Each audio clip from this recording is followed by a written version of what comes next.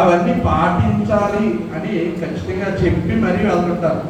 Sir నేను అలాగే చేస్తున్నానండి, మధ్య మధ్యలో కొంచెం కొంచెం డిస్టర్బెన్స్ వచ్చి మళ్ళీ తేడా వస్తూ ఉంది.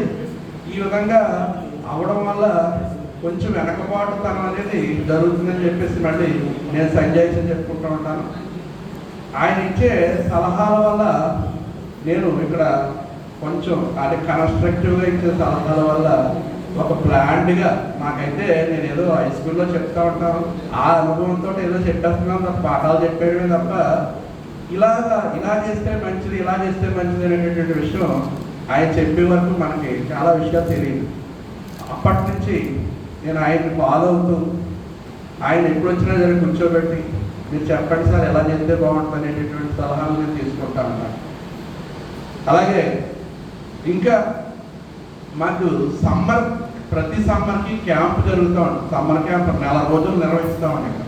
ఒక నెల ఖచ్చితంగా ఆ నెల రోజులు కూడా ఆయన ఎక్కడికి వెళ్ళిపోకుండా ముందుగానే చెప్పేస్తామండి, మాస్టర్ మీరు ఎట్టి పరిస్థితుల్లోనూ నెల రోజులు మాకు అందుబాటులో ఉండాలి అంటే ఖచ్చితంగా ఆయన ఎక్కడికి ప్రయాణాలు కానీ ఏం పెట్టుకోకుండా చక్కగా వచ్చి టైం అంటే టైమే మళ్ళీ ఒక 2 అవర్స్ తీసుకుంటారండి. 2 అవర్స్ ఎప్పుడు కూడా 9 to లేదా 10 to 12 కానీ 9 to 11 కానీ ఖచ్చితంగా ఆ టైంని వినియోగిస్తారు. 2 అవర్స్ చెప్పడం అంటే ఆ వయసులో చాలా గ్రేట్ మాట. నేనైతే ఒక 30 గంట చెప్పలేము, ఖచ్చితంగా నిలబడి చెప్పలేము. నేనైతే నాకు ఇంకా ఆయనకంటే చిన్నవాడైనా మోకాళ్ళు ఎక్కువ వాళ్ళు ఎక్కువ సేపు నిలబడలేను. స్కూల్లో అయినా ఒక ప్రాబ్లం చెప్పి కూర్చొని మళ్ళీ ఆ రెండో ప్రాబ్లం లేచి చెప్పాల్సిన పరిస్థితి మాకు. ఆయన చూస్తే చాలా ఆనందం వేస్తూ ఉంటుంది. చక్కగా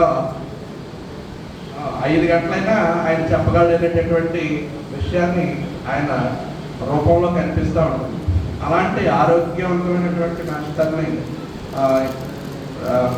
మా సంస్థ తరఫున మేము అంటే ఆయన ఇందులో ఒక సభ్యుడే కాబట్టి సంస్థ తరఫున అంటే విద్యా విభాగం తరఫున నేను ప్రత్యేకంగా ధన్యవాదాలు తెలియజేస్తా ఉన్నాను. ఇంకా ఆయన రిటైర్మెంట్ అయిపోయినా మాకు పూర్తి కాలాన్ని సంస్థ కోసం మా కోసం పిల్లల కోసం ఉపయోగించాలని చెప్పి సందర్భంగా ఆయన్ని రిక్వెస్ట్ చేస్తూ ఉన్నాను.